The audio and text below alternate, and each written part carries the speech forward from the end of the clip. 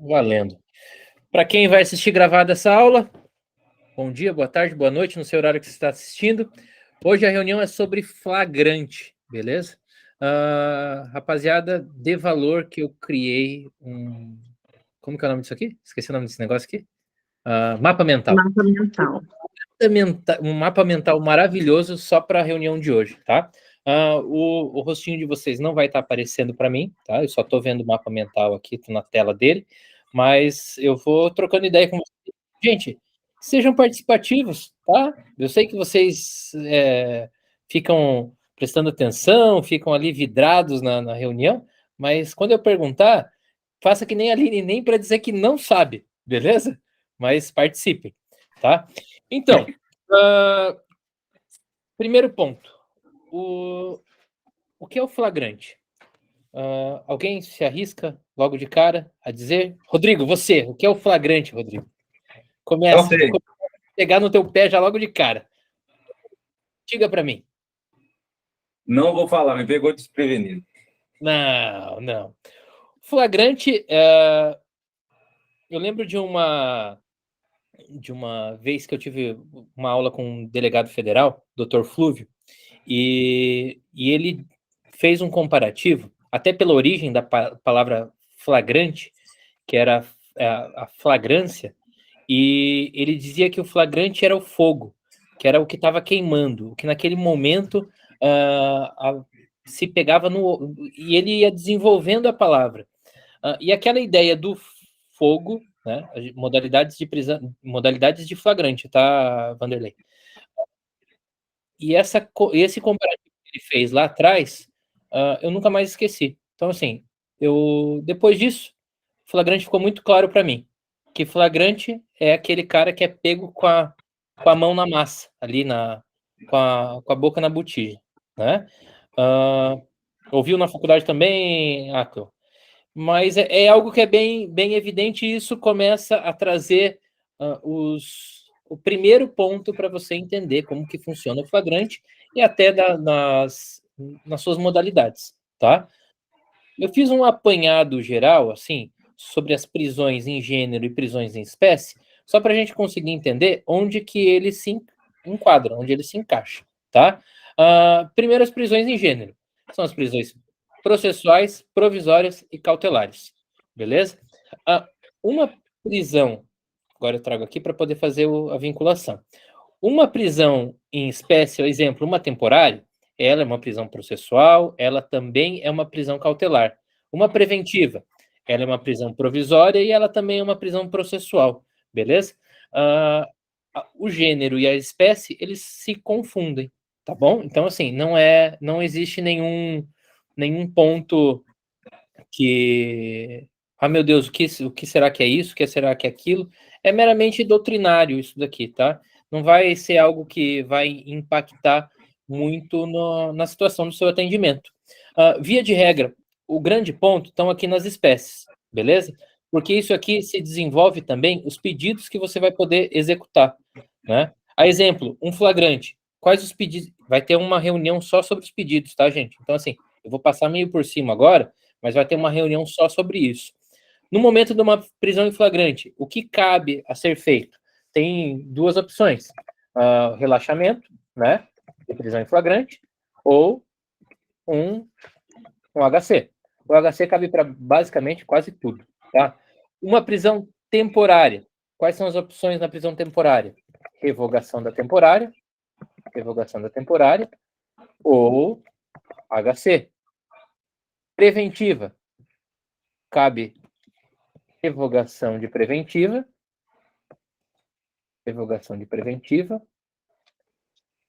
e um HC. Eu deixei faltando um pedido de liberdade aqui. Alguém quer dizer onde que ficou faltando um pedido de liberdade aqui?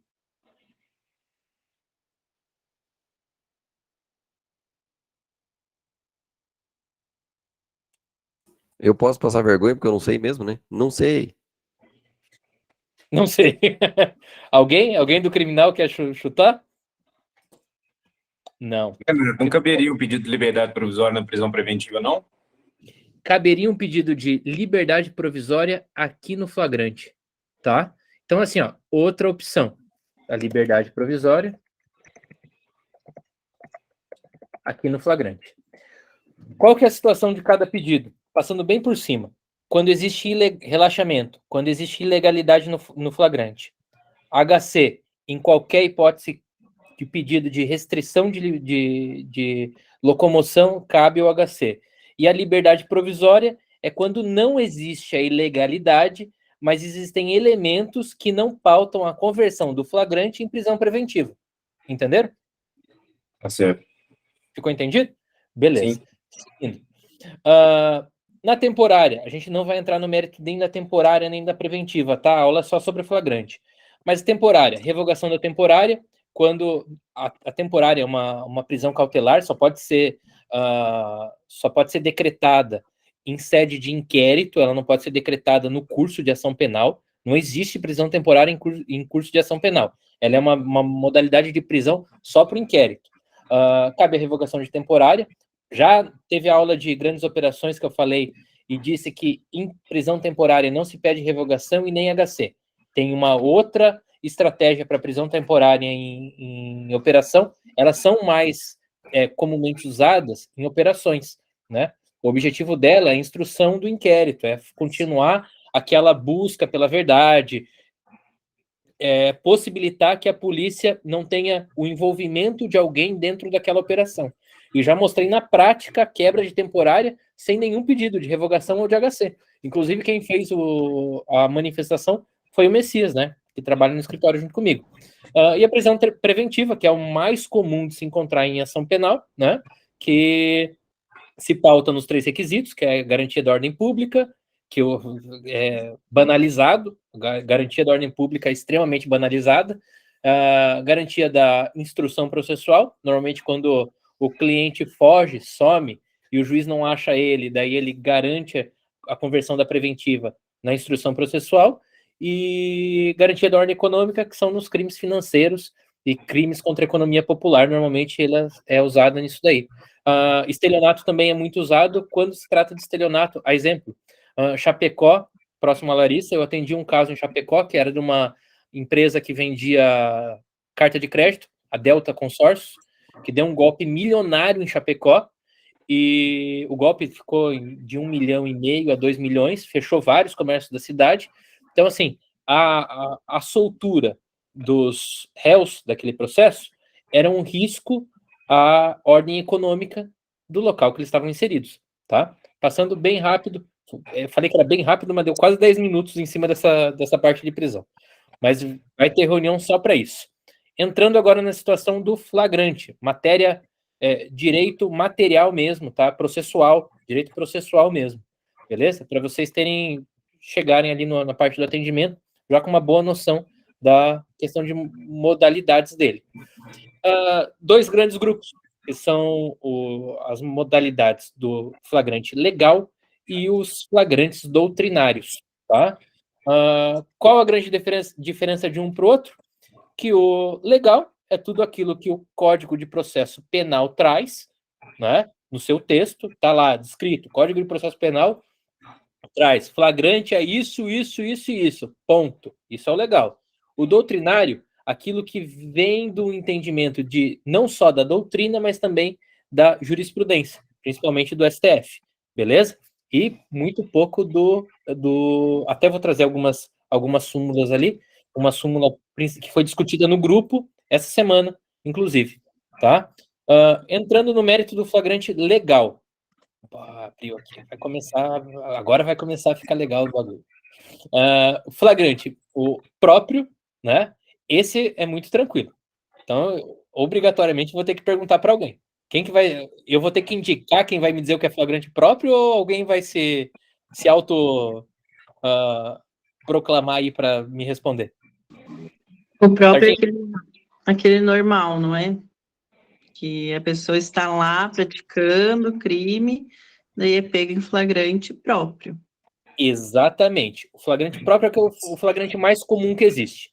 Sujeito traficando, a polícia pega ele no ato do tráfico, né? No ato da troca entre o dinheiro e a droga, o aviãozinho que está na boca de fumo fazendo a troca do dinheiro pela droga, e a polícia visualiza isso e dá voz de prisão naquele momento, isso é o flagrante próprio, né? O flagrante próprio está previsto lá no artigo 302, 1 e 2. Trouxe aqui para vocês, para ficar mais fácil de ver, né? Quem está cometendo a infração ou acaba de cometê-la, tá? Quais os pedidos que cabem em situação de flagrante próprio?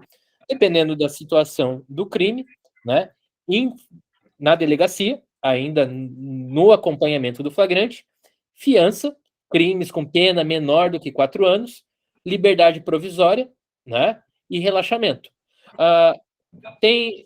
Eu não uso muito e nem aconselho se utilizar disso, tá? Você pode muito bem, no momento de um flagrante, acompanhamento de um flagrante desse em delegacia, exemplo, um tráfico, não foi arbitrada fiança porque tráfico é um crime inafiançável. Já mostrei no grupo situação de tráfico que foi afiançado, tá?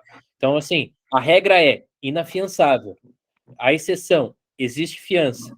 Por que existe fiança? Porque o judiciário é falho, tá? Não é porque a lei diz que é, mas porque o judiciário é falho. Não teve um crime, exemplo, que não teve fiança. Você tem 2 opções. Ou espera nas 48 horas a audiência de custódia, ou você protocola seu pedido de liberdade provisória e relaxamento, tá bom? Reunião que vem, eu vou falar só sobre a audiência de custódia.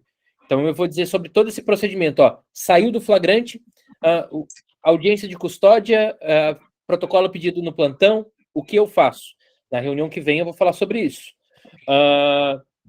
Sobre os pedidos em plantão, eu não uso. E já digo por quê. Quem vai receber esse pedido no plantão judiciário é um juiz que não vai ser o juiz do processo, é um juiz que muito provavelmente está irritado por estar no plantão, né? O cara já não está querendo fazer o serviço dele da forma que tem que ser feita. Por que eu vou arriscar vincular uma decisão? O que eu digo vincular uma decisão?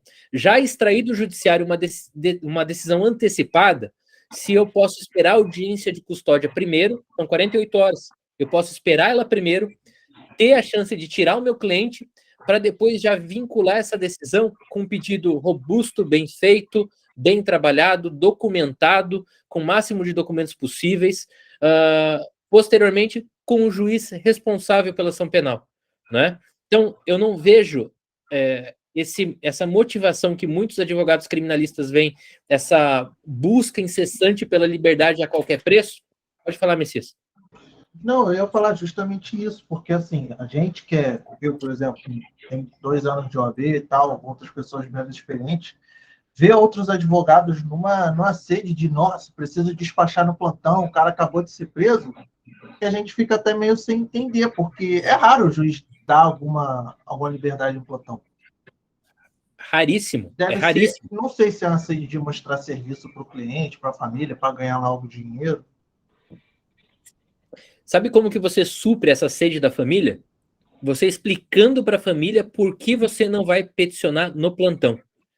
Motivo que você não se peticiona no plantão. Primeiro motivo, a vinculação da decisão. A partir do momento que existe uma decisão negando a liberdade, a cadeia de decisões que vem subsequente àquela decisão, toda aquela cadeia vai ser a mesma. O juiz vai dizer, já foi analisado anteriormente. Todas as decisões subsequentes vão ser, já foi analisado anteriormente. Então, assim, por que você vai fazer algo... Fica prejudicado, né?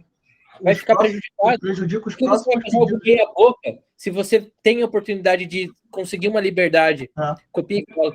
Tem a possibilidade de fazer um bom pedido em audiência de custódia, com grande possibilidade de sucesso. Sim. E, posteriormente, caso não tenha sucesso na audiência de custódia, você já ter trabalhado a sua tese da custódia, ser trabalhado na revogação, ter documentos mais amplos, mais robustos. Você teve tempo, vai ter 2 dias para juntar. Documentos mais robustos para fazer o pedido, que é certidão de antecedentes, comprovante de endereço, às vezes certidão abonatória, né? Pedir para a família escrever as certidões abonatórias, ir no cartório, registrar e já fazer a juntada disso daí no pedido de revogação de preventiva, né? Ou antes da audiência de custódia. Então, assim, esses pedidos em plantão, pode falar, Lari. Aqui é muito costumeiro ser pego em flagrante à noite, né? Na sexta, quase sempre sábado, né? E a audiência já ser ou no sábado de manhã ou no domingo, se for pego no sábado à noite, né? E aí, o que eu faço? Aí Peço um prazo para juntar comprovante. Assim, ó, o comprovante e alguns documentos, exemplo, certidão de nascimento dos filhos. Normalmente, essa documentação, a família já tem de forma de fácil acesso. Então, não é um problema você conseguir essa documentação básica, né? Então, beleza, tranquilo. Certidão de antecedentes criminais. Eu, trazendo o exemplo do TJ Paraná, eles juntam antes da audiência o oráculo. O que é o oráculo? É um documento do Tribunal de Justiça do Estado do Paraná que tem todos os processos que a pessoa responde. Então, a certidão de antecedentes criminais, o Tribunal de Justiça já me ajuda a suprir, né? Alguns tribunais não têm isso. Eu sei que alguns tribunais não fazem isso. Então, qual que é a ideia? Se o tribunal não faz, vai lá no site da Polícia Federal e puxa a certidão da Polícia Federal, vai no Banco Nacional de Mandados de Prisão, puxa a certidão do Banco Nacional de Mandados de Prisão, do BNP 2.0, tranquilo. Aí você ainda consegue pela internet. Se você tiver um pouquinho, um dia a mais, ali, um dia útil a mais, daí você vai até um cartório distribuidor e faz o pedido. Alguns cartórios distribuidores atendem de forma online, então você manda um e-mail para eles, faz o pagamento da certidão, é R$23, R$26 uma certidão, faz o pagamento, eles mandam no teu e-mail, você já faz a juntada no processo. Então, assim, é um procedimento que não é difícil de ser feito e ser suprido. Só que fica muito melhor você fazer isso com calma do que você pegar uma situação dessa e sair na loucura querendo peticionar o cara foi preso às 9 horas da noite e você às 11 querendo protocolar um pedido. Não, Sim. não adianta. Você em 2 horas você vai fazer um pedido bem feito? Você não vai conseguir nem pensar na tese. Você não teve nem acesso direito ao auto de prisão em flagrante. Não conseguiu analisar que se teve uma fundada suspeita que não foi devidamente motivada. Você não conseguiu verificar alguma nulidade. Isso você consegue verificar com o tempo. Então, assim, tem que se aguardar para fazer o pedido. Não é sair na loucura, querendo mostrar serviço. Explica para a família do teu cliente o motivo que você está demorando, que você vai demorar um pouco mais para fazer, que você não vai correr atrás da liberdade dele naquele minuto. Sim. Se a família... Pode falar, Léo. Uma questão, é porque assim, como aqui é muito rápido, por exemplo, questão de trabalho, muitos dos meus clientes são autônomos, né? Traficantes autônomos. Declaração, faz declaraçãozinha, declaração de trabalho. Punho, pode ser de próprio punho.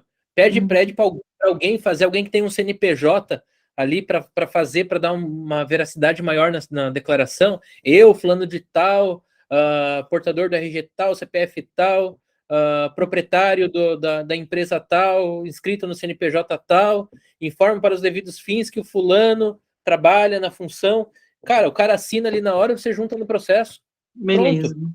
Entendeu? Então, assim, é esse tipo de situação que eu tento afastar nos meus processos, tá?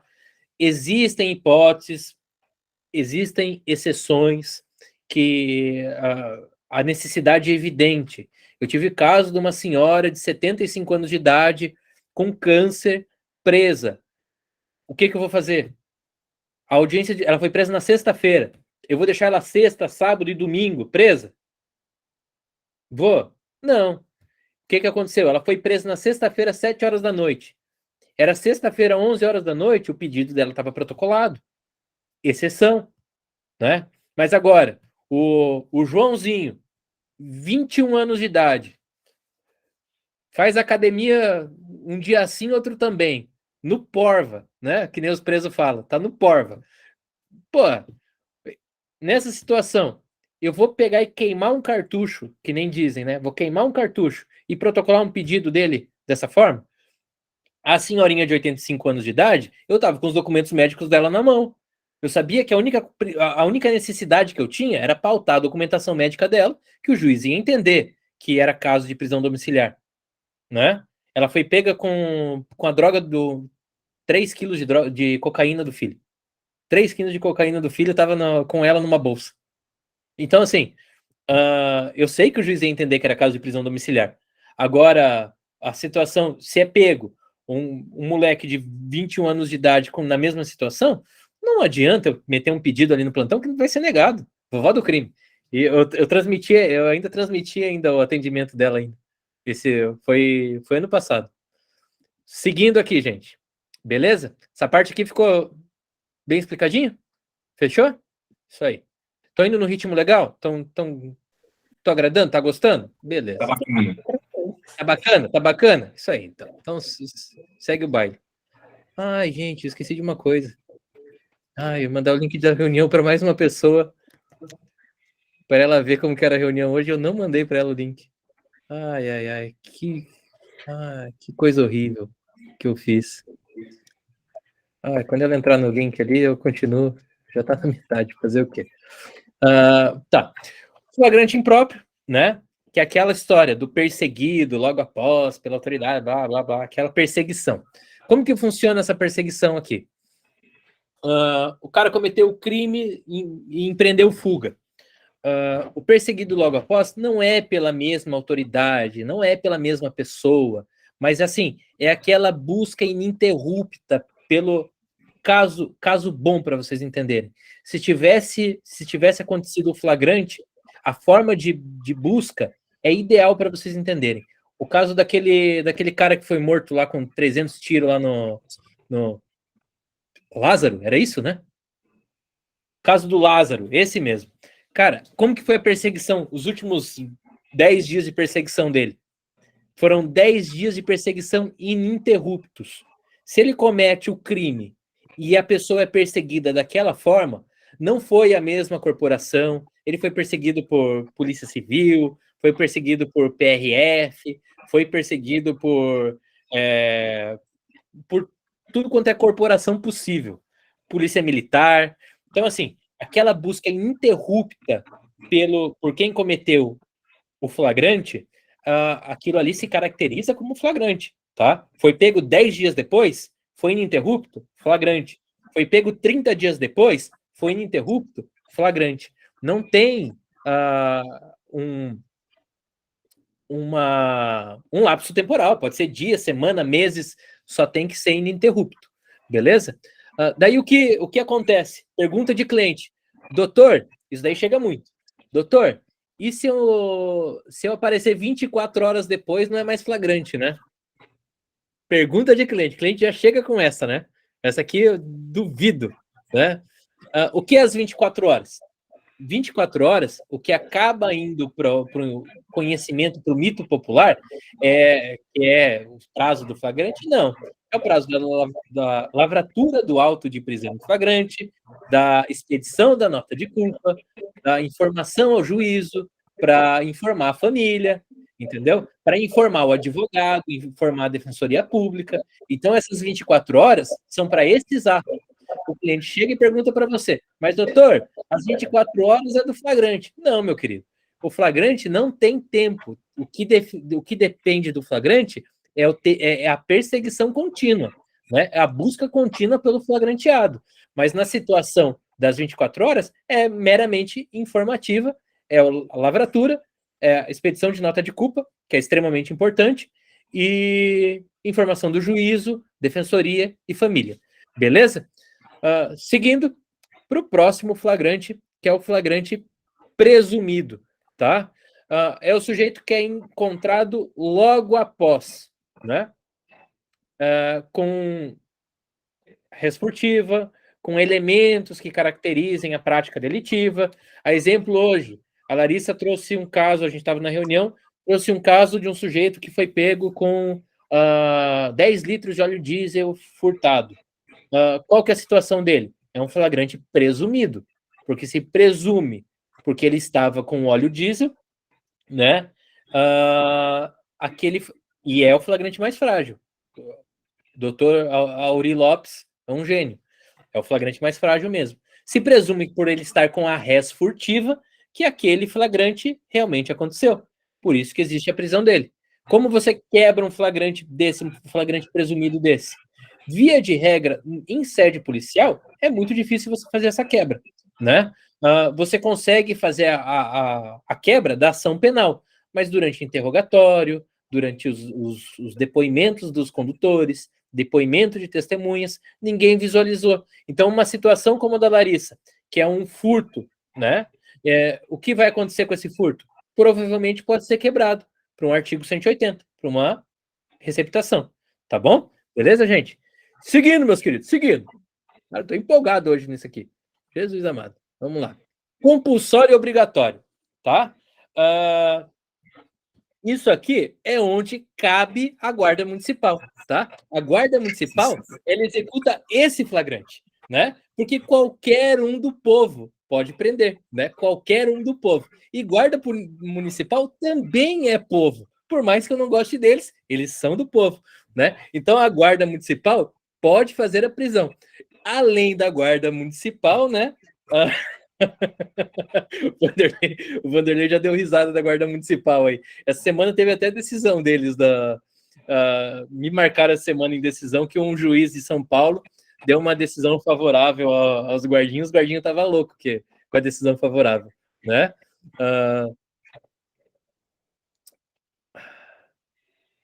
Calma aí. Gente, perdão, eu inverti. Eu tô falando da guarda municipal, é o facultativo da guarda municipal, tá? Gente, calma aí. Qualquer um do povo e as autoridades policiais. A guarda municipal não é autoridade policial, tá? Não é. Eu inverti na ânsia de falar da guarda municipal, eu troquei o compulsório e o facultativo, beleza? Desculpa, peço perdão. O compulsório é a obrigação do agente público de executar a prisão, tá? É obrigatório o agente público executar. Polícia Militar, Polícia Civil, Polícia Federal, PRF, tá? Agente penitenciário, quando localiza crime cometido dentro do estabelecimento prisional, beleza? O facultativo é qualquer um do povo, né? E a guarda municipal se enquadra no facultativo. Claro, a guarda municipal, qual que é o grande problema dela? É o desvio de função. Ela não pode investigar, né? Ela não pode... O caso de São Paulo que eu falei para vocês foi uma denúncia anônima feita para a guarda municipal e a guarda municipal executou uma investigação completamente absurdo, um desvio de função absurdo. O que a guarda municipal deveria fazer? Deveria indicar a denúncia anônima para a polícia civil, nem para a polícia militar. A polícia civil iria instaurar o inquérito e, a partir do inquérito instaurado, iria fazer o pedido de representação por interceptação, prisão, busca e apreensão, os pedidos de representação feitos pela polícia para aquela situação, tá? Então, essa foi a situação da guarda. O flagrante facultativo, como a gente está falando, qualquer um pode fazer a prisão. Viu no ato, até qualquer um do povo, até um preso dentro da própria cadeia, pode fazer a prisão. É um pouco difícil fazer a prisão, mas ele pode reter a pessoa que está ali e chamar um agente penitenciário para executar a prisão daquela pessoa e fazer a lavratura do auto de prisão flagrante na delegacia. Então, não sei se o Rodrigo já topou com alguma situação similar, o que é um pouco difícil, porque provavelmente o preso vai acabar sendo encaminhado para o seguro logo depois disso, mas os cagueta, como que acontece? Não, cagueta é tudo julgado pro seguro. Tem o julgamento deles lá dentro, lá, a massa carcerária lá faz a decisão lá e normalmente já é certeza que vai mandar para o seguro mesmo. Agora, a gente tinha um esquizofrênico aqui que prendia os caras lá dentro. Se tinha alguma coisa de errado lá, ele pegava e dava um cacete nos caras lá e contava pra gente. O cara é esquizofrênico mesmo. Ele é qualquer um do povo, ele pode executar a prisão esquizofrênico, mas dentro da cadeia é loucura. Mas assim, numa hipótese absurda, até um preso pode prender, pode dar voz de prisão para o outro numa situação de flagrância, tá? Perguntaram o que é seguro. Seguro é um local dentro da cadeia que os presos que correm risco, eles são segregados. Então, assim, você normalmente estupro, facções rivais, né? Exemplo, no Paraná, facções rivais do PCC ficam no seguro. Rio de Janeiro, facções rivais do Comando Vermelho ficam no seguro, né? Norte do estado, lá para Jaru, Facções rivais da família do Norte ficam no seguro, né? Normalmente o Comando Vermelho, que é uma facção irmã lá da família do Norte, todo mundo que é do PCC acaba indo para seguro, né? Fora as várias facções que tem no Nordeste, o Brasil é cheio das facções, mas as duas maiores, Comando Vermelho e PCC, né? Quem que domina Minas Gerais, Rodrigo? Aqui é bem polarizado. O PCC, o PCC, o Comando Vermelho, e em Formiga tem o pessoal da família do Norte também. Mas a grande maioria é PCC e Comando Vermelho. Que são os três maiores, né? E daí todo mundo maiores. que é rival da maioria, que é a oposição da maioria, acaba indo para o seguro, né? Fora as pessoas que eram, os presos que eram da facção, que por algum motivo, às vezes dívida, às vezes talaricagem, tem vários motivos, né? E que acabam sendo decretados, né? Que é o decreto, é ser jurado de morte, e acaba sendo decretado e tem que ir para o seguro para não morrer, né? Então, assim, talaricagem é coisa séria. Homicídio de criança, abuso, essas situações acabam sendo encaminhados, tá? Dois pontos aqui que eu não mostrei para vocês. Quando a polícia prende, tá? Ela está em estrito cumprimento do dever legal. Ela é obrigada, tá, a fazer. Quando ela dá o flagrante, ela viu o cometimento de um crime, ela é obrigado. É estrito cumprimento do dever legal. Quando uma pessoa ou a guarda municipal executa a prisão, é difícil falar guarda municipal, não consigo falar guarda municipal prende. Ela está em exercício regular de direito, tá? Eles não são obrigados a fazer a prisão naquele momento. A obrigação dos órgãos de segurança pública é informar o órgão competente, né? Então, assim, no caso da guarda, informar a Polícia Civil. O caso de uma pessoa comum, se espera que se informe a Polícia Civil, mas ela não tem essa obrigação, porque é um exercício regular de direito, tá bom? Agora a gente vai para os flagrantes doutrinários, tá? Daí aqui, cara, aqui começa as tretas, né? Aqui começam as broncas, tá? Primeiro, flagrante esperado. Vou fazer uma pergunta para vocês. A pergunta fácil é o que é o flagrante esperado. Isso aí é fácil. Daí qualquer um vai falar, a polícia fica esperando a prática do delito. Qual é a hipótese de flagrante esperado? Existe uma hipótese de flagrante esperado. Qual é?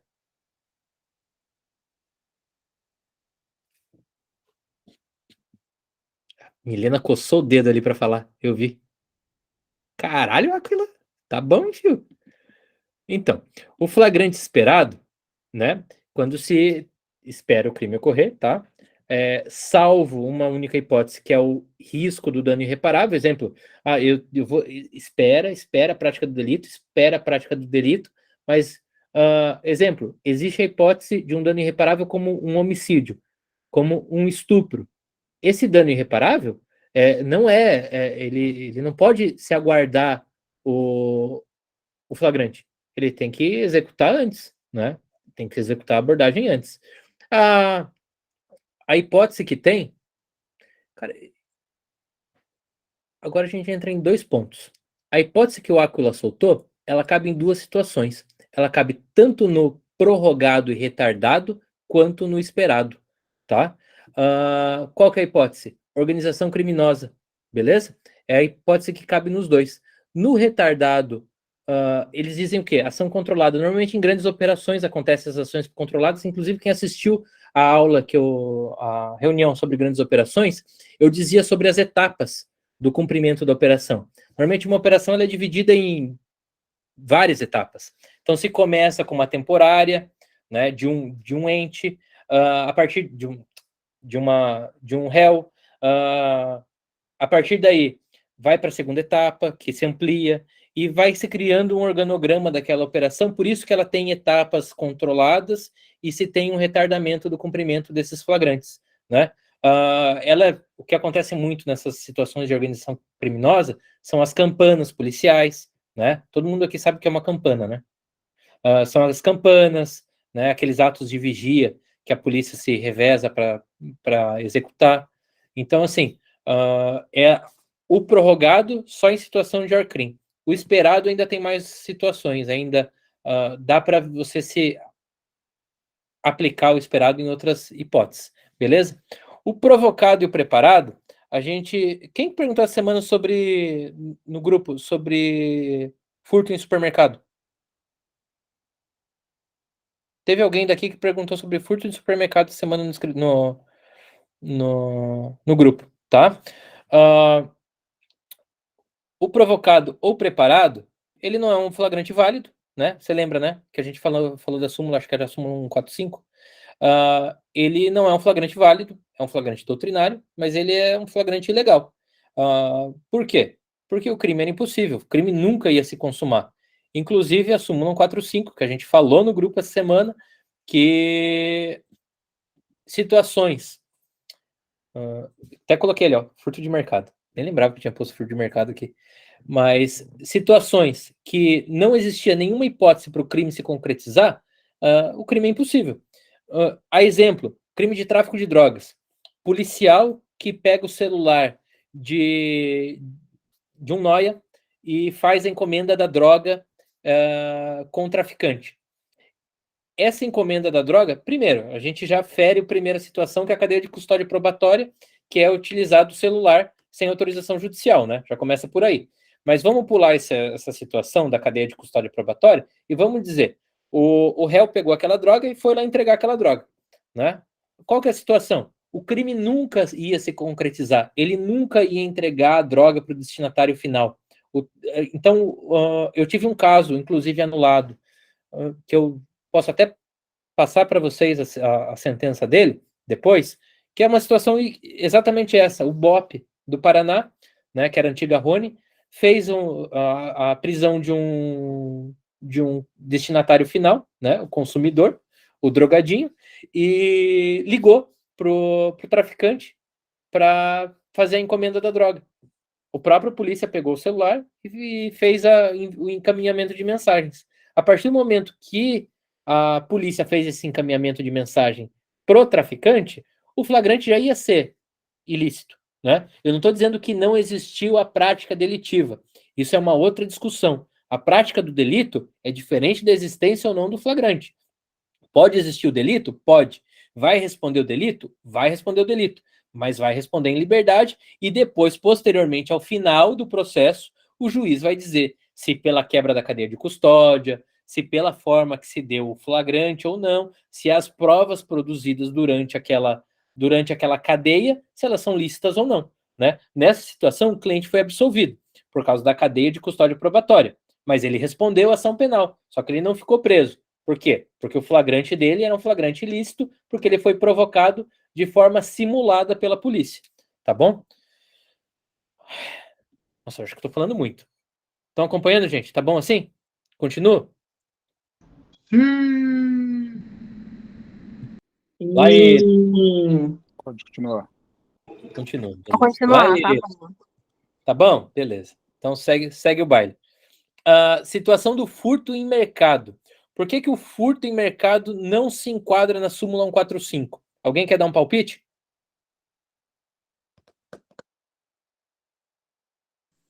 Deixa eu... questão do furto famílico?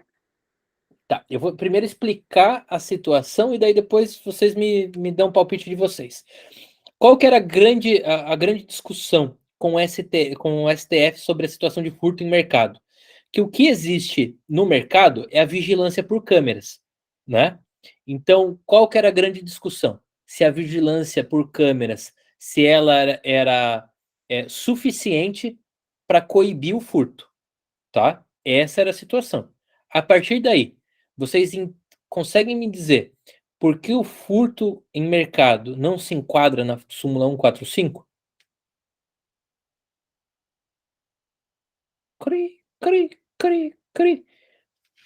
Tá. Eu creio que talvez seja pela questão de fugir, né? Mas não sei o porquê.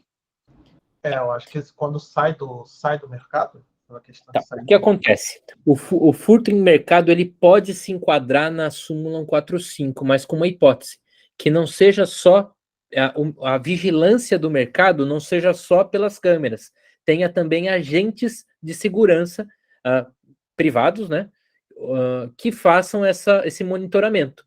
Caso tenha agentes de segurança que façam o monitoramento, se aplica a súmula 145, porque tem alguém que, dentro da sua função, que tem o dever de fiscalizar e coibir esse tipo de situação. Caso o mercado esteja só pelo sistema de monitoramento, ele é falho e não se pode aplicar a súmula 145 em virtude das falhas que existem nele, tá bom? Então, assim, vi um caso, caiu na tua mão, um furto, que tinha só câmera, não vai colar a súmula 145. Tinha câmera e tinha alguém fiscalizando, vai cair a súmula 145 em cima. O que eu aconselho, durante a instrução, durante os depoimentos, comece a questionar. Normalmente sempre vai um representante da empresa. Comece a questionar o representante da empresa se ele acompanhou o caminho da pessoa pelo mercado, se ele estava fiscalizando isso antes, se ele já conhecia a pessoa, se existia, e faz aquela pergunta que mata. Normalmente quando a pessoa é leiga, a pessoa morre ali. Existia alguma possibilidade dela sair com o produto do crime de dentro do mercado? O cara vai querer bater no peito e vai querer falar, não, comigo olhando ninguém ia sair. Pronto, o cara aplicou a súmula 145, crime impossível, entendeu? Então assim, ele vai dizer que não, exatamente. Então assim, você tem que suprir as falhas do entendimento do STF durante o seu depoimento. Se a partir dali, a pessoa... Pode falar, Aquila. Teve um caso que um cara foi roubar um supermercado grande aqui e no dia ele roubou umas picanhas e conseguiu sair. Aí no outro dia ele foi tentar fazer de novo e foi pego. Nesse caso, tu acha que isso encaixa? Cara, se você conseguir direcionar as perguntas da forma que eu falei ali, se encaixa. Só pelo fato, não, porque você já viu que a câmera falhou um dia, né? Ele pode ter sido pego no outro dia por sorte, entendeu? Mas assim, já teve uma falha das câmeras. Se falar, não, a gente já sabia que ele tinha pego a picanha no dia anterior e quando ele entrou aqui no mercado a gente ficou acompanhando ele. O que é isso daí? Foi um flagrante retardado, praticamente, né? Foi o esperado. Eles ficaram esperando para eles fazerem a prisão do cara no outro dia. Então, assim, eles acompanharam, eles tinham certeza da prática do delito. Então, a partir das perguntas que você fizer para os representantes da empresa, você já consegue caracterizar ele dentro da súmula 145. Beleza? Matou a dúvida? Beleza, matou. No caso, e na denúncia, eles denunciaram ele por furto, né? Simples, mas com o artigo 69. Mas, no caso, eles não anexaram nenhuma prova do furto do dia anterior. Daí você tem que verificar o seguinte, matéria de alegações finais daí, tá? Você vai ter que verificar a situação assim, ó. Se é vantajoso você trabalhar com o fato para aplicação da súmula 145 em virtude do depoimento que foi dado na instrução, das pessoas, da colheita de depoimento da instrução, ou se, pelos depoimentos, você vai ver que teu cliente vai ser condenado mesmo e você quer quebrar o 69, entendeu? Então, assim, o que vai definir o que você vai usar ou não vai ser o depoimento lá na instrução. Por isso que é muito rápido. A cabeça do criminalista dentro de uma instrução em julgamento, ela tem que estar 100% focada naquilo. A troca de chave de tese pode ser do depoimento de uma pessoa para outra, né? Então, assim, você verifica a forma que uma pessoa falou. Tenha sempre certeza que testemunha de acusação, 90% das vezes, vai ser cópia da outra. Então, a primeira pessoa, você viu que já não teve muita chance de fazer a quebra, né? Ou um policial pior ainda, porque tem presunção relativa de veracidade do depoimento dele. Então, essa troca de chave de tese de defesa, se eu vou tentar ir para um crime impossível ou se eu vou tentar quebrar o 69 para conseguir uma pena menor, essa troca de chave tem que ser muito rápida ali, porque as suas perguntas vão depender disso, tá? Então, é um ponto, é difícil de trabalhar isso durante uma audiência? Mas qual que é o segredo para isso?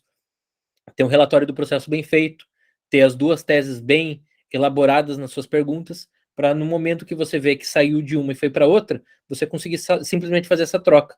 Eu normalmente coloco ali no iPad, eu coloco em PDF todas as perguntas que eu vou fazer e todas as teses que eu vou usar.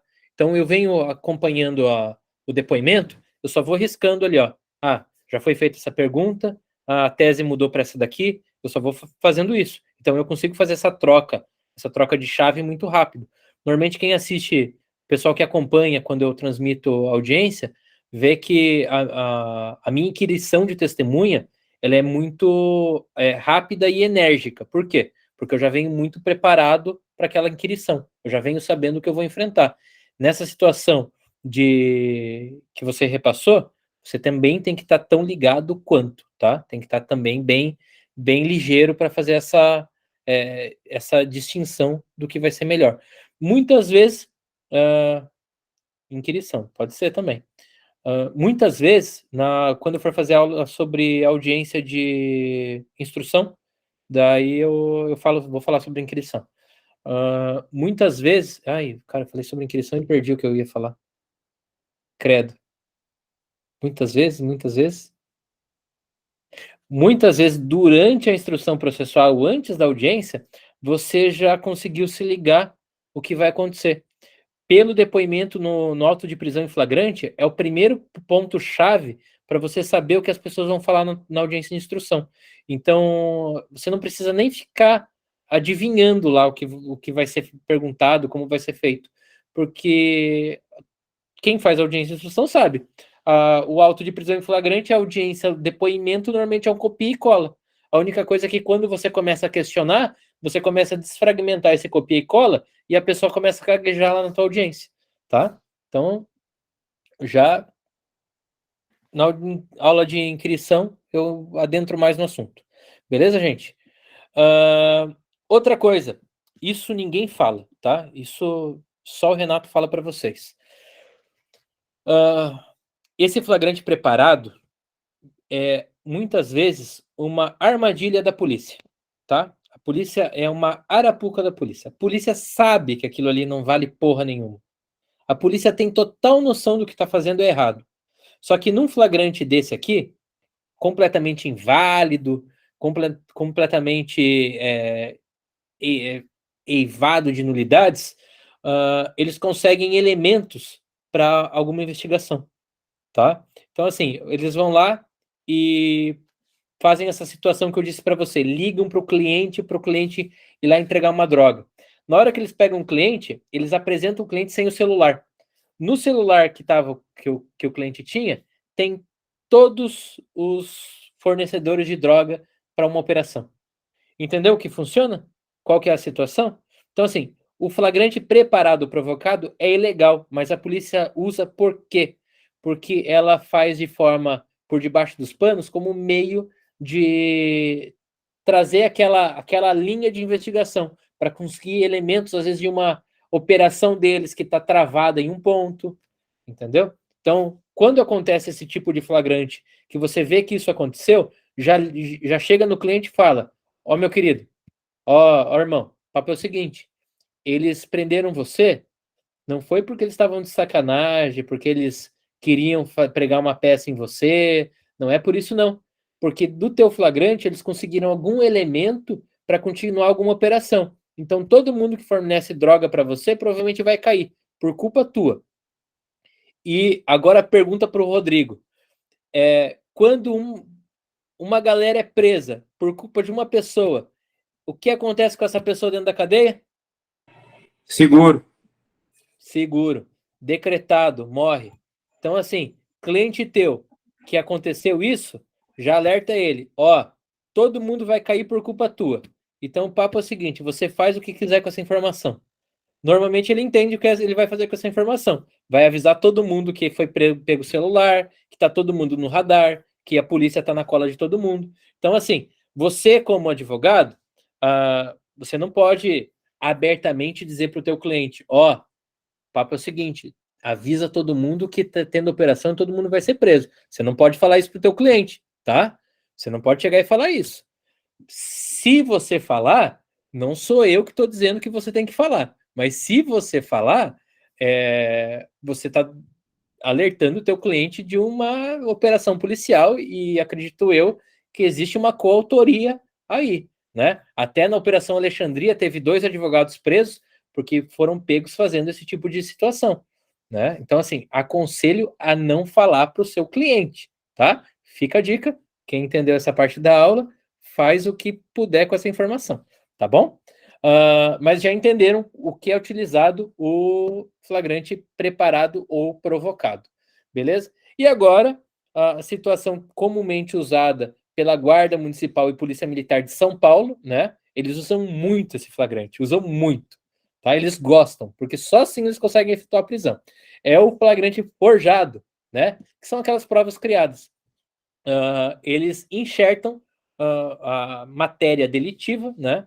O material, a droga, a arma, no cliente para efetuar a prisão, né? Isso acontece muito. Inclusive, teve há pouco tempo atrás, acredito eu que em novembro, outubro ou novembro, teve uma situação que se mostrava um morador de rua e a Polícia Militar de São Paulo nitidamente tirando do bolso um malote de cocaína e colocando dentro do bolso do morador de rua de São Paulo para efetuar a prisão. O que isso acarreta para o policial, né? Abuso de autoridade, crime de abuso de autoridade. Lá, depois que a gente vê todo o código, daí a gente entra na matéria de leis especiais e a gente faz uma aulinha sobre abuso de autoridade, que é a lei que eu mais amo, que eu mais gosto, tá?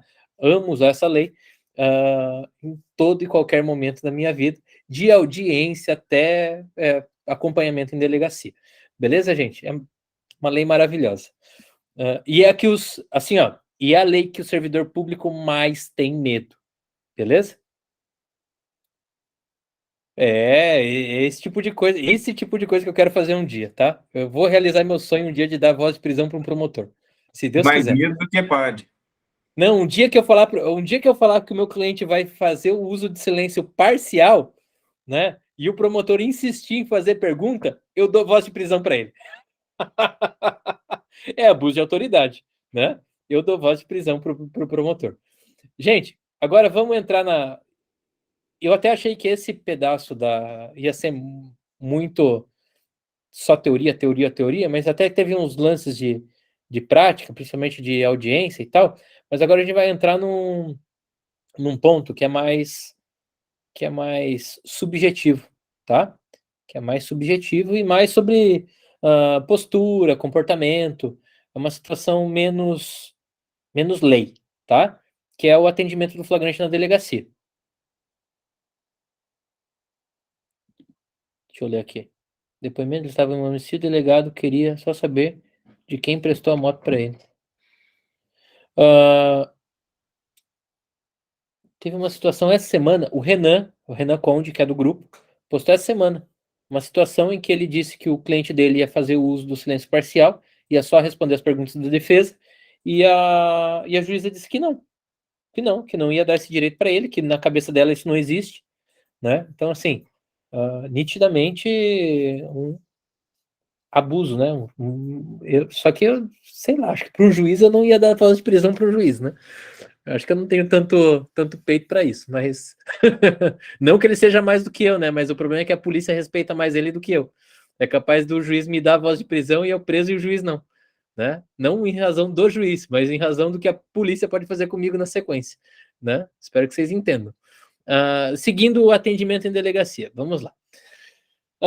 Eu dividi de forma muito didática da chegada, durante e após. Você recebeu a notícia que o teu cliente foi preso e foi encaminhado para o distrito policial, né? Curitiba, exemplo, tem a central de flagrantes, que todo mundo é encaminhado para lá, e você, mais do que rápido, se dirigiu para a delegacia. Chegando na delegacia, né? Coisas que você tem que fazer. Primeira coisa, não fala com o cliente quando você chegar, tá? Não fala com a porra do cliente quando você chegar. Por que não é para falar com o cliente? Alguém? Porque ele quer desesperadamente saber notícias e saber como que tá o processo, o inquérito lá, o auto de prisão em flagrante, e você não tem nenhuma. Isso mesmo, só vai falar besteira para você. Ele não vai saber Pode te falar. explicar nem o flagrante direito do que aconteceu. Ainda vai mentir. Ainda vai mentir. O seguinte, quando você chegar na delegacia, o cliente vai, primeira coisa, vai perguntar sobre visita, sobre comida, sobre roupa, sobre kit de higiene, vai perguntar sobre tudo isso, que não tem nada a ver com o flagrante. Segundo ponto, vai te contar uma história que não tem nada a ver com nada. Você já vai chegar no auto de prisão em flagrante já corrompido pela história do cliente, né? Então, assim, é melhor você chegar e ver aquilo ali limpo primeiro, né? Outra coisa, você vai perder tempo à toa. Então, assim, na chegada do flagrante, não vá falar com o cliente, né? Primeira coisa, verifica o que realmente aconteceu, né? Pergunta para a polícia militar, para você saber como que a polícia militar vai se portar. Pergunta para o investigador plantonista, né? E pergunta para o escrivão. Para esses três.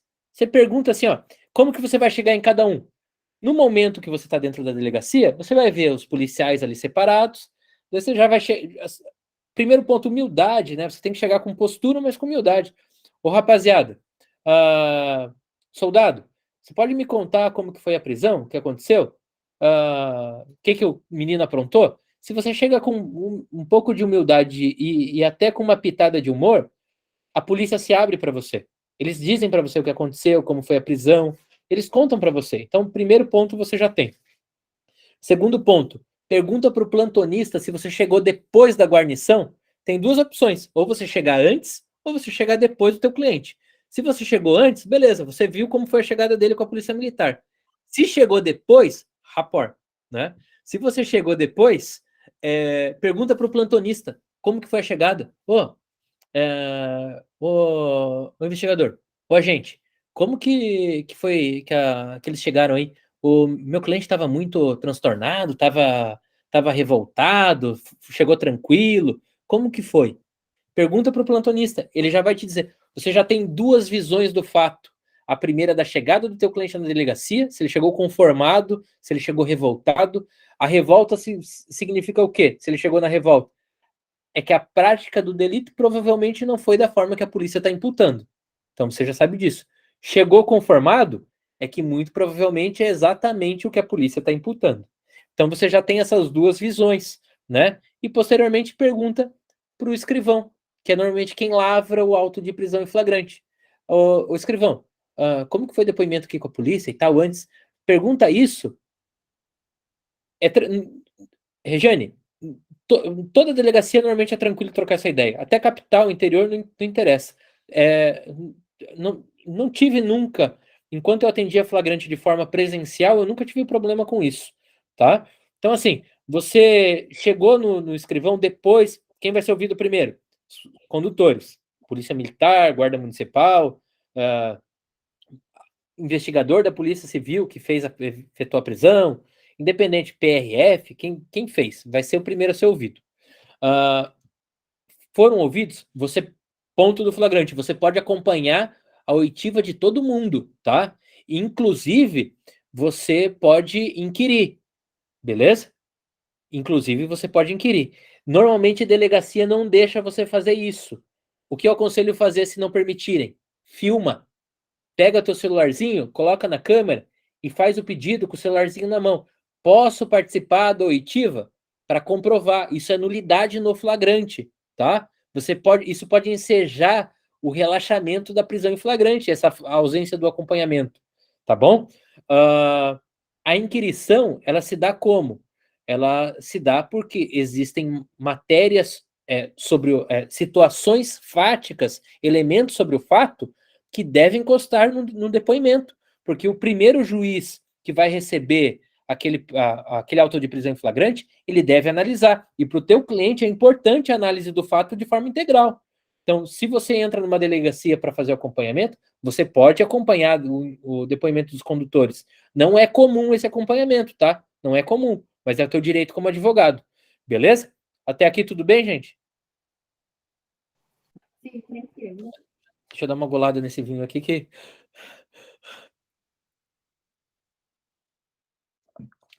Seguimos. Aqui normalmente o escrivão fazia um copia e cola ali, mudava algumas palavras e dava aos condutores para assinar. O que é uma tremenda de uma nulidade. Então, assim, você tem que, de alguma forma, documentar isso. Como que você vai documentar? Filmando, do começo ao fim. Outro ponto. Chegou na delegacia, pergunta sobre o delegado. Escrivão, onde está o delegado? Ele está na delegacia? Não, ele está em casa. Ele está em casa? Se o delegado não estiver na delegacia, gente, não faz barraco, fica quieto. É a melhor coisa que aconteceu na tua vida, se ele não estiver na delegacia. Por quê? Porque o flagrante é nulo se o delegado não acompanhar, tá bom? Daí o que vai acontecer? Você perguntou, o delegado não está lá? Você filma a lavratura do flagrante inteiro, mostrando que não foi o delegado que fez. Na hora que o escrivão pedir para você assinar o flagrante, você se nega a assinar. Fala, não, eu não vou assinar o flagrante. Por quê? Porque o flagrante diz que todo o procedimento foi conduzido pelo delegado e o delegado não se encontrava aqui. Eu não vou assinar algo que realmente não aconteceu. Simples. Simples. Você filmou, caracterizou que você se encontrava na delegacia acompanhando o flagrante. Você não assinou o ato, porque era um ato que era nulo. O que vai acontecer com esse flagrante? Em sede de plantão mesmo, sem você precisar fazer nada. O que vai acontecer com ele? Vai ser relaxado. Teu cliente pode ser solto, independente do que foi pego com ele. O cara foi pego com 10 carros roubados, 200 quilos de droga. Independente do que foi pego com ele. Foi pego matando o vizinho. Não interessa o que aconteceu. O delegado não acompanhou, flagrante nulo. Ponto. Sorte sua que o delegado não estava lá. Tá bom?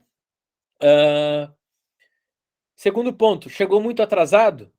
Chegou muito atrasado? Você vai ter que fazer tudo isso que a gente trocou ideia aqui, vai ter que fazer num ritmo alucinante, tá? Porque isso aqui é básico para você fazer dentro de um flagrante. O flagrante está sendo lavrado, iniciado, voa para a sala que ele está sendo lavrado. Voa, tá? Outro ponto. Depois que você conversou com todo mundo, não fica de papo aleatório, de conversinha, conversa inútil para a tua situação dentro da delegacia. Falando sobre amigo de fulano, falando sobre amigo em comum, sobre o que aconteceu no Big Brother. Não. Você fica em silêncio e presta atenção no que está rolando dentro da delegacia. Às vezes, um fato que acontece dentro da porra da delegacia salva o teu cliente. Entendeu? Então, assim, delegacia é estado de alerta. Você faz tudo isso, faz o rapport, faz a filmagem que a gente trocou ideia, se liga nos pontos que estão acontecendo, mas delegacia é estado de alerta, da entrada da delegacia à saída. Depois que finalizou o flagrante, daí sim, você vai trocar ideia com fulano, daí você vai fazer teu marketing, daí você vai puxar contato de não sei quem, daí depois que finalizou o procedimento, da história é outra, beleza? Mas enquanto se lavra o flagrante, enquanto se instaura o procedimento, você tem que estar, o advogado criminalista tem que estar em estado de alerta, do começo ao fim, pelo cliente, pelo procedimento, pelo resultado do teu trabalho, tá? A exemplo, um amigo meu, tá? Um amigo meu, conhecido de um conhecido. O que aconteceu? O fato aconteceu em Rio Negro, Paraná. Foi pego em flagrante. Esse meu amigo, advogado, criminalista, saiu de Curitiba e voou para Rio Negro. Voou. Chegou em Rio Negro, o auto de prisão em flagrante ainda não tinha sido lavrado. Quando ele chegou lá, estava todo mundo entretido, porque o cara que eles tinham prendido, ele era do alto escalão do PCC. Era um cara grande no PCC. Ele tinha sido um dos caras que fizeram parte dos primeiros integrantes e tiraram o PCC de São Paulo e levaram para o estado do Paraná. Ele era um dos 3 primeiros integrantes no Paraná. E os caras prenderam ele, né? Hoje falecido Betão. Quando a polícia militar prendeu ele, a polícia militar ficou louca.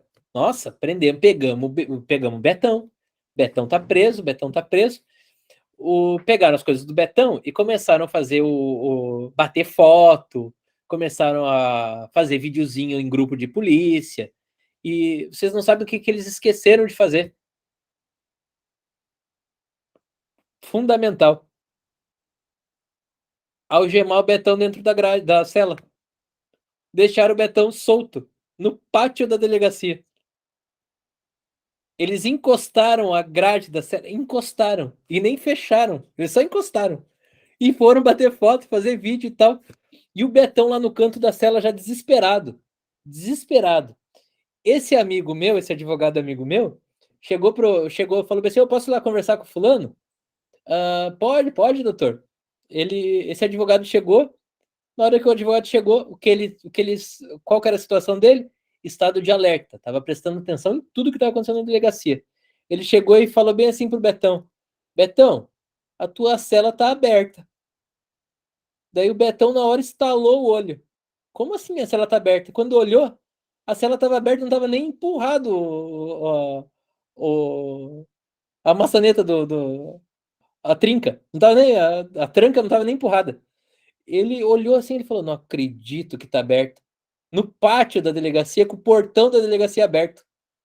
O Betão só empurrou devagarzinho e saiu andando pela delegacia. E saiu pela porta da frente da delegacia, cruzou o pátio e pegou a rua e foi embora.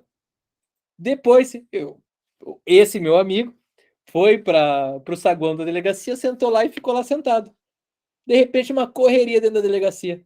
Onde estava o Betão? Tinha fugido. O Betão tinha fugido.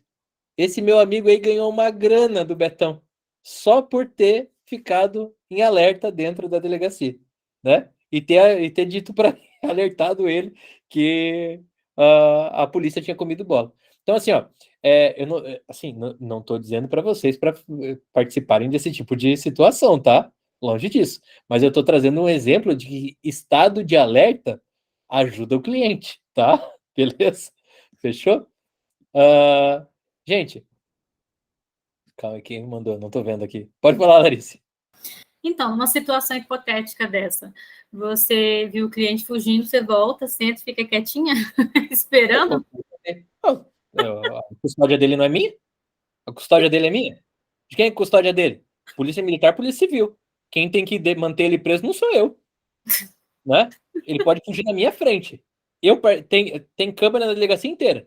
Eu abri cela? Não, eu não abri cela. Eu ajudei ele na fuga? De certa forma, não. Quem deixou lá tudo aberto lá foi a polícia. A culpa é da custódia, de quem estava com a custódia. Quem estava com a custódia dele era a polícia militar. A culpa foi da polícia militar. Responderam sindicância na corregedoria. Pode falar, Roberto. Sobre essa questão aí de filmar na delegacia, é filmar assim de forma descarada mesmo com o celular? Não, porque acaba te queimando, né? Mas assim, ó, você tá com o celular na mão, você tá com o celular na mão assim, ó, que nem eu tô com o celular aqui, ó. Tô com o celular aqui. Eu ia estar conseguindo filmar uma situação de flagrante. Aqui com o Não, celular. achei que vocês iam indicar esses negócios de caneta, essas coisas aí. Que o pessoal Não, isso tem aí que tem, mas é muito ruim a imagem disso daí. Mas assim, ó, eu tô com o celular aqui, ó, eu tô filmando, tô tranquilo, filmando, conversando com vocês de boa, tal, e não tô dando na telha. Eu tô de frente para a sala onde está sendo lavrado. Vai pegar o celular, ficar com o celular aberto assim, ó, meio inclinadinho, filmando meio inclinado e tal, como se eu estivesse mexendo. Vale a gravação de filmagem ou só áudio também já ajuda? Se o áudio transmitir o que você precisa comprovar, beleza. Exemplo, que o delegado não estava presente, você chega e pergunta, cadê o delegado? Ele não está aqui, doutor. Tipo, você tem um áudio gritante que ele não está lá. Só que aí você vai ter que... Outro ponto, você vai ter que comprovar que aquele áudio se refere àquela data e àquelas pessoas envolvidas. É um pouco mais difícil. Se você está filmando ali, o teu cliente sentado e só um escrivão lavrando, então daí já fica bem gritante que o delegado não estava presente, né? Mas como que você vai filmar? Tô com o celular na mão aqui com a gravação iniciada, eu não tenho a menor destreza para filmar sem as pessoas verem. Eu não consigo. Meio viradinho, assim, de repente eu dou uma inclinadinha, tipo, e dou uma virada na sala, volto pro ponto de origem, continuo usando, entendeu? Fazer uma aula de como filmar na delegacia. Isso daí não tem muito como mostrar, fazer em aula, não. Isso é muito do momento, Vanderlei. Isso daí é muito do momento. É você pegar ali na situação ali, tipo, dar aquela malandragem, tipo, celular para baixo, né? Não, beleza. Celular para baixo ali, de repente você pega e dá uma... Quando vê que ninguém tá prestando muita atenção, você já filma tudo, né? Entendeu? Entendi. Uma coisa que eu fazia, eu colocava o celular no bolso com a câmera para fora, colocava ali no bolso da calça, assim, com a câmera para fora, e ficava usando ele com a câmera para fora, mas ele estava filmando, né? É uma outra opção, né? Que daí o que acontece? Mostra todo o ambiente da delegacia, mostra tudo, e então, assim, é um pouco da malandragem. Pode falar, Messias. Ó, diretamente do Rio de Janeiro, o que eu costumo fazer muito? Eu abro a câmera filmando e boto no ouvido como se estivesse escutando algum áudio no WhatsApp e viro de lado, apontando a câmera na delegacia toda. Aí dá uma pausa e pergunta, pô, fulano de tal, o delegado tá aí? Ah, não tá não. Acabou, irmão. Tira o celular do ouvido, bota no bolso, um abraço. Legal. Outra opção, entendeu? Tem um pouco de malandragem. Pode falar, Regi. Não, então, vocês falam dessa questão de filmar, como filmar. Eu sempre fiquei na dúvida da questão de aparecer, né, o rosto, principalmente dos policiais, escrivão e tal. Eu tenho um professor meu aqui em Mato Grosso, eu nem sei se vocês já ouviram falar do professor Rodrigo Pouso. Ele tem esse costume, toda vez que ele vai atender um flagrante, geralmente ele pega e filma como se ele estivesse fazendo uma selfie, sempre mostrando o rosto dele, conversando com o cliente, acompanhando a oitiva e tal. E aí ele já até teve alguns embaraços, assim, do próprio policial que estava realizando o flagrante. Você não pode filmar, mandou ele tomar no cu, falando atrocidades. Então, fala de novo. Aí ele pegou e filmou a cara do policial. E aí a minha dúvida era realmente essa. Eu tenho que sempre fazer escondidas ou eu posso acabar ocorrendo um embaraço desses, eu posso acabar gravando a pessoa? É uma situação muito, muito delicada porque vai do seu momento, né? Vai do que você está disposto a gerar ali naquela situação, né? Se você entra numa delegacia, que você depende da delegacia toda santa semana, né? Cidadezinha do interior, você está toda semana na delegacia atendendo cliente. Você não vai querer criar indisposição com quem está lá, né? Você não vai querer ficar arrumando briga com quem está lá, né? Para ser mal atendido daí depois direto. Então, no caso dele é capital. Capital é outra situação. Capital, delegacia roda toda semana. Capital, todo mês tem equipe nova dentro da delegacia. Mas assim, pega uma cidadezinha do interior. Lá, como que é? Rio das Pombas, da Roberta? Pombas? Rio Pombas? A Roberta até saiu. Falei do Rio Pombas, ela até saiu. Mas assim, cidadezinha do interior é outra coisa. Você vai ver durante anos aqueles policiais, né? E você não vai querer criar indisposição com eles. Rio Pomba. Sim. Né? Até por isso eu comentei antes, você é mais tranquilo para você chegar no flagrante e tomar essas informações antes de falar com o cliente, porque você conhece, às vezes você conhece o policial lá, o escrivão da rua, conversa, então é mais, assim, é menos pesado de você chegar na delegacia. Então, o que eu aconselho? Não arruma treta em delegacia que você vai ficar dependendo o resto da tua vida, né? Não digo o resto da tua vida, mas, tipo, por muito tempo você vai ficar atuando ali, não arruma briga ali, né? Você faz as coisas de forma mais discreta, né? Precisa filmar que aconteceu assim, assim, assim? Faz de forma mais discreta. Renato. Pode falar, Rodrigo. E com relação a questão de não assinar o auto de prisão em flagrante quando o delegado não está lá. Mesmo sendo delegacia pequena, você não faria? Mesmo. Você só justifica, tá? Só justifica. Mostre a legalidade. Fala bem assim, eu não posso assinar, não precisa ser grosso, rude, estúpido, né? É só você explicar a questão de legalidade. O auto de prisão em flagrante está dizendo que ele foi conduzido pelo delegado. Eu não posso assinar algo que realmente não aconteceu. Eu estou incorrendo em crime também se eu atestar algo que não aconteceu. Então, por isso, eu não vou assinar. Ponto. E pronto, acabou. Se você falar de forma tranquila, esclarecer o porquê você não está fazendo, beleza. Fim de papo. Ninguém vai ficar te enchendo o saco. E se ele Finalizou. ligar pro delegado ir para lá, para fazer Daí eles vão ter que começar a lavratura do auto de prisão em flagrante de novo. Tá? Eles têm 24 horas para fazer esse procedimento. Tá? Então, daí eles vão ter que começar de novo. Daí você fala, ó, esse auto de prisão em flagrante foi lavrado, o delegado não tava presente. Agora, vocês vão ter que começar... Assim, a partir dali, você já vai ter a numeração do auto de prisão em flagrante. Você já pega esse auto de prisão em flagrante é nulo. Infelizmente, vocês vão ter que lavrar de novo. Que esse eu não vou assinar. Ponto. Acabou. Não precisa entrar em debate, entrar em discussão, entrar em briga. Não precisa. Não precisa. Ponto. Se quiser discutir com você, vira as costas, sai. Você é melhor para o teu cliente. Você está no direito do teu cliente. Se alguém quiser bater boca com você, fazer qualquer coisa, pede desculpa. Ó, perdão, mas eu não posso assinar. Ponto. Você tem vantagem. A partir daí você tem vantagem. Né? Pode aparecer até que você está debochando, mas não. A vantagem está com você. É aquela hora que quem deve favor para quem, não é a defesa que deve favor para o delegado que deve favor para a defesa. Aproveita isso. Entendeu?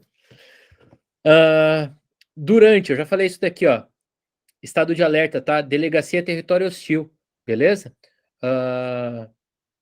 Falei isso ali no final da chegada, citei isso aqui.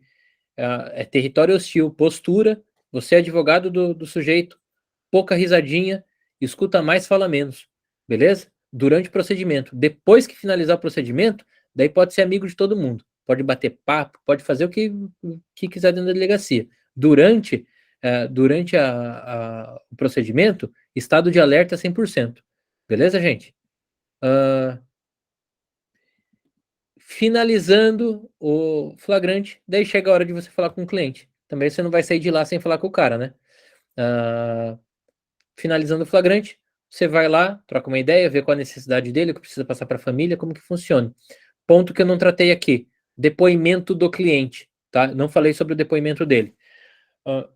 Gente, a hipótese de depoimento, por padrão meu, eu nunca deixo o meu cliente falar. Padrão meu. Existem hipóteses que é melhor que o cliente fale, tá? Quais são as hipóteses? Quando você verifica que pelo depoimento dele inexiste a prática do delito e elementos da prisão em flagrante podem corroborar com isso. E ele pode ter um relaxamento, pode ter uma liberdade provisória, pode ter uma absolvição sumária. Eu já consegui absolvição sumária em audiência de custódia. A juíza da custódia era a mesma juíza, comarca de vara única. Era a mesma juíza que ia tocar ação penal, a juíza da custódia absolveu sumariamente no final da custódia, porque o cliente teve o depoimento e os elementos do flagrante corroboravam com a absolvição sumária. Então, assim, em situações assim, beleza, tranquilo, depor. É muito difícil isso existir. É assim, é 1% de chance de você ter uma situação dessa. Normalmente o que você faz? Fulano, cala a boca, você vai entrar quieto e sair calado. Vocês, alguns já acompanharam eu atendendo flagrante, alguns já acompanharam. Acompanharam um flagrante que eu atendi de uma receptação, né? E a cliente falou durante a receptação. Por quê? Porque a gente tinha muito em jogo se ela ficasse presa. Ela saiu do flagrante, no flagrante ela saiu e foi absolvida sumariamente. Então, assim, era uma situação muito... olha, quem entra no final da reunião, o cara que entra. Tudo bem, Galo? Tudo bem? Essa é a hora de o senhor entrar na reunião? Eu estava na faculdade assinando meu contrato. Então, você não... Coisa linda, parabéns. Tá?